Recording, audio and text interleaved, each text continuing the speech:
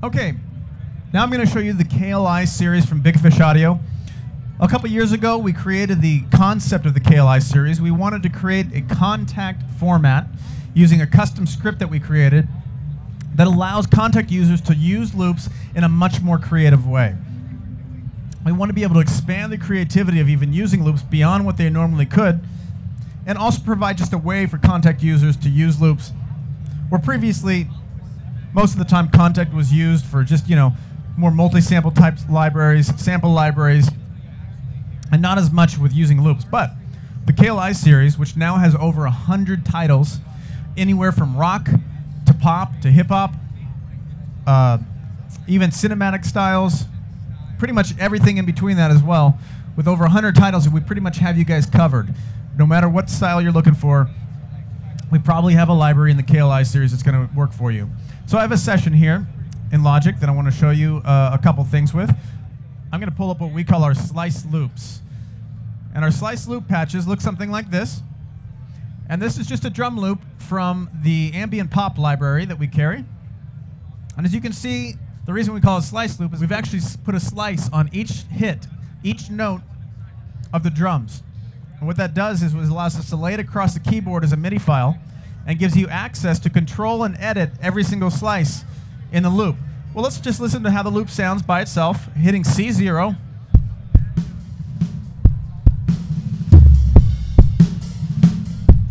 Or you can hit D0 to play it backwards if you like, if that works for you. In addition, the next octave up basically has an octave higher than that and up chromatically is laid out all the slices on the keyboard. So I can access this loop from any point. If I want to play it from the middle of the loop, I can do that, and then I can start rearranging things however I like there.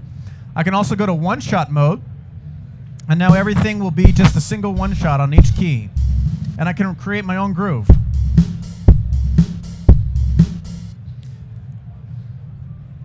At the top here, we have a number of controls that you can edit per slice. So you can control both pitch, pan, attack, decay, cutoff, which is a low-pass filter, and our resonance per slice. So for example, if I want to take this first loop here, or this first hit, this kick, and pitch it down, or pitch it up, I can do that. And I can do that for each and every slice independently. Finally, there's a little icon here in the top right-hand corner. This is used to drag a MIDI file right into my track here. And I can go ahead and load up the editor on that MIDI file. Thank you. There we go. And now I can either quantize, move around, edit this MIDI file however I like. How you doing there, Jeff? Good to see you. So for example, if I don't want this kick here, I can move this up to a slice of like a snare. So there's a snare. I'll do that in the next measure as well. Let's do that. Now let's listen to how that sounds.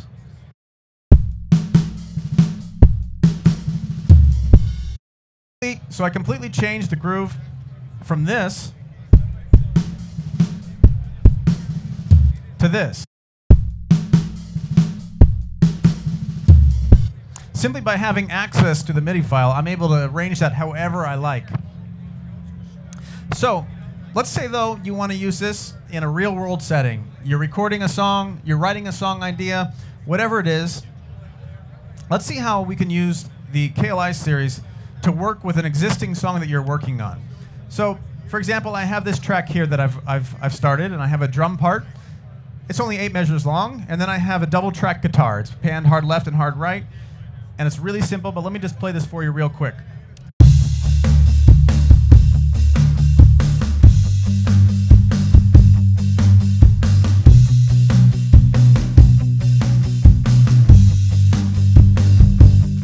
Okay, it's a real basic progression, real simple. It's just a 1-4-6-4 pattern with 2 measures in between each of the chord changes. But at the same time, it can sometimes be difficult to find a loop if you want to use a loop to work with that. I mean, it is a very specific progression and specific arrangement of how it sounds and the groove and everything. So it can be difficult to find something that matches that perfectly.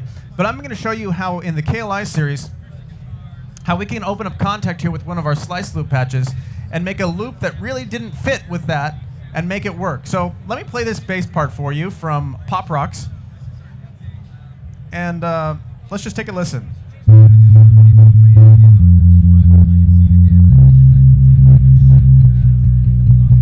Okay, it's a nice sounding bass part. However, it's in the wrong key. It doesn't match the chord progression of this track I was working on. And it also doesn't have the same timing. So every chord change is happening every measure as opposed to every 2 measures, which is what I need. So I'm going to show you how you can take this loop from something that doesn't work and make it fit within my track. First thing we want to do is we want to get it into the right key. So right now, my track that I was working on is in the key of D. But my bass part is in the key of C. So I'm just going to go ahead and raise that up a whole step. So now I'm in the key of D with my bass part. Okay, that's just one small step there, though. We still don't have the right chord progression, and we don't have the right timing. So what I'm going to do is I'm going to dive into this loop using my MIDI keyboard, and I'm going to find out and see if I have the right chords in this bass part to work with my track. So I just need to find where, there's the 1. I need to find where these chord changes are. There's the 4. And there's my 6 chord. But again now, these are only 1 measure each. So I need to find a way to get this to last over 2 measures. How do I do that? Well, I'm going to go ahead and just kind of rock back and forth on one of the chords, and I can basically make it last infinitely. Something like this.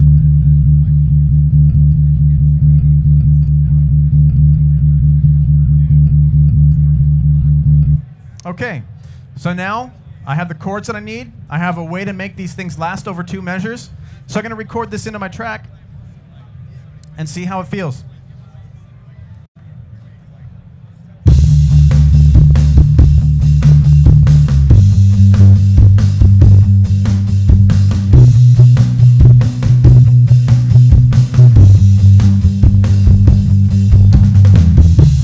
Great. So we've basically taken a bass loop that didn't work with my track at all in any way, shape, or form, and now it perfectly matches with the track that I have. We've changed the key, we've changed the chord progression, and we've changed the timing of it. So now let's go ahead and load up another patch. This is a guitar lead from a product called Guitar Sessions. Let's just listen to how that sounds.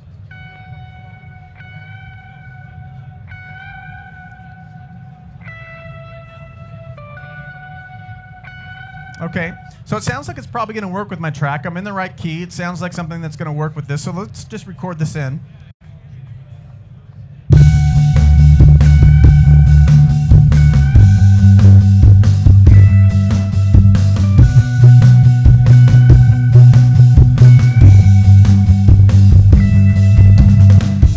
Okay, so that actually works pretty well. But let's say we can make one little change to this to make it a little bit more interesting and maybe make it fit a little easier. I'm going to click on the pitch mode here. And now every single one of these slices I can adjust the pitch on. But it was that 5th slice that I thought could be a little bit better. This one here. This is a 2 in the scale, and I kind of like this to be maybe the root note. So I'm going to drop it down a whole step.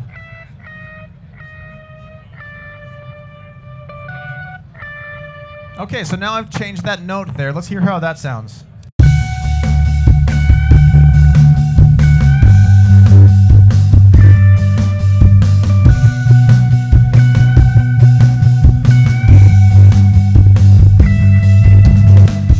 I think that's a lot better. It's a little bit more interesting. And again, I could have gone through this if I needed to and really just completely rearrange the melody. But in this case, it was just really close, and I just need a little tweaking to make it work. So let's go on to another part here. I'm going to open up another patch, and this is what we call our kit combo patch. Basically what that is it's a whole suite of loops that all work together. So in this case, this is a rock product called Fury, and I have drums, bass, a couple different guitars, and even some vocals. And basically they're all laid out on the keyboard. And I can kind of arrange them. I can mix them within the interface on the fly to just kind of create new arrangements.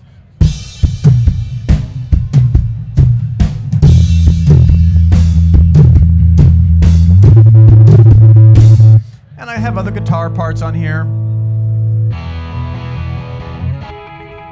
But what I really want to show you with this is the ability for the kit combos in our KLI series to adjust the pitch of something a lot further than you usually could. So this guitar part right here.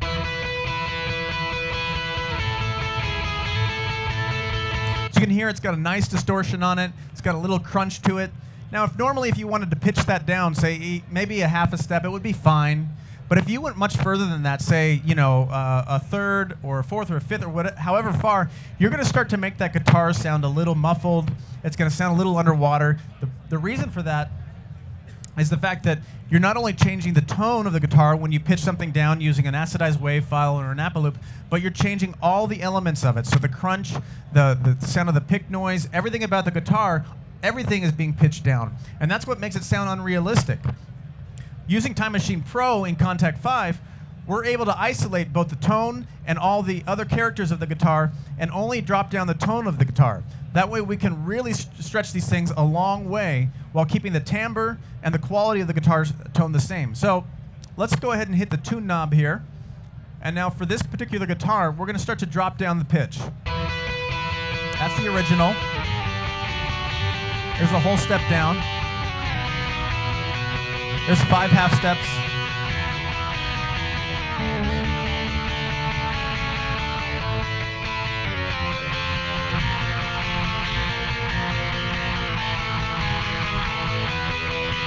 I'm down an entire octave from the original pitch, and yet the quality and the timbre of the guitar remains intact. It's really cool to be able to adjust the pitch of something that far and use it in a lot more possibilities, just because you can not just stretch this thing, 1 or 2 half steps, but a really long way. So in this case, though, I only need to drop the pitch a whole step to get it to work with my track. And I'm going to record that in. Here we go.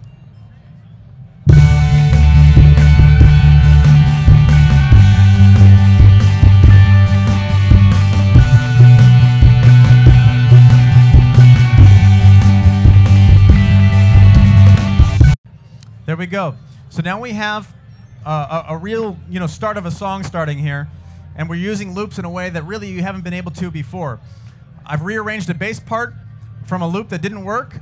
I added a new melody to a guitar lead, and I dropped the pitch of another guitar part. Now I'm going to open up one more patch here, which is just a pretty standard tambourine patch, or tambourine loop. It's a pretty basic groove, something you hear all the time. But what if we want to make it a little freaky, a little bit different? What you can do with the sliced loop patch is, let's go ahead and open up the pitch tab here, and I'm just going to randomly change the first few slices of this. And then I'm going to say, instead of having to go ahead and edit the entire, however many slices that is, and take 10 minutes to do, I'm just going to say edit, and then I'm going to say repeat the first 5 steps. And now it sounds something like this. Okay, now we're getting something a little bit different, a little bit unique. But let's go further than that. Let's go to the pan. And we're going to pan that thing left, center, right, and then I'm going to say repeat the first 4 steps. And now I have this kind of panning effect happening. Of course, if I didn't like that, I could go back to the Edit tab and say Reset to Default. In addition, while I have a second here, I'm going to show you there's also a BPM tab here. Say you were working on a song that was 140 BPM like this, but you had a loop that was at 70. Well, at 70 BPM, this loop doesn't sound very good. It sounds choppy and weird. I can go ahead and hit the BPM tab and go ×2 and bring it up to a more usable level, a more usable tempo within your host tempo. You can also do that halftime as well. So that's just an easy function to be able to use the loop in a lot more possible BPMs that you might be working at without having to worry about it starting to sound too funny or choppy or anything like that. Let's move on here. I also have a cutoff low-pass filter, and you can create continuous lines of editing on this loop simply by option clicking and then dragging over to another spot and creating a low-pass filter effect here.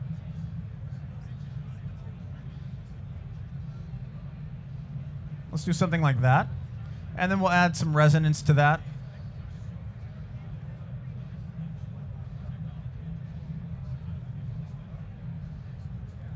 something like this.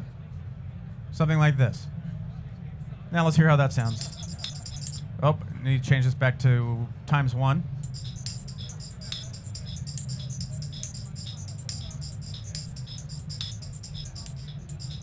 Okay. So we've changed this loop from sounding like this,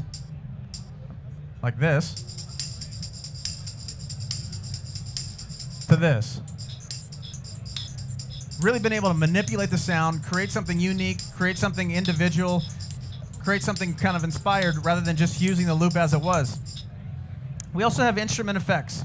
Every patch has a whole host of different effects, compressors, EQs, transient designers. In this case, let's go ahead and add a flanger effect to this. Turn that on.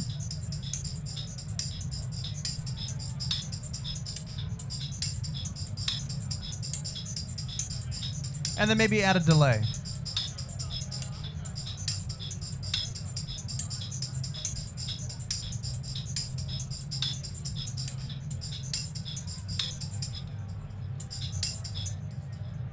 Something like that. So let's see how that sounds in the track now.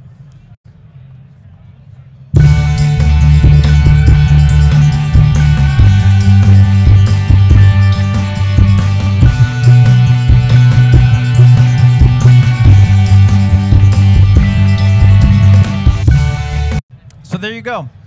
We've pretty much gone through 4 different ways that you can use our KLI series, using the different types of patches that we have, using the different functions that are available in the KLI series, and showing you how you can really dive into a loop now. You can make it your own. You can use it in a lot of different settings. You can really edit and customize these things to fit with the music that you're already creating. Again, our KLI series, like I said, has over 100 titles, and it's growing all the time. It's currently in the 2.0 version, and we're working on the 3.0 version, which is just going to add even more functionality, more editability, and a lot more effects and features that are going to make it easier for you to create these loops, customize these loops to fit with your music. So my name is Steven. I thank you guys for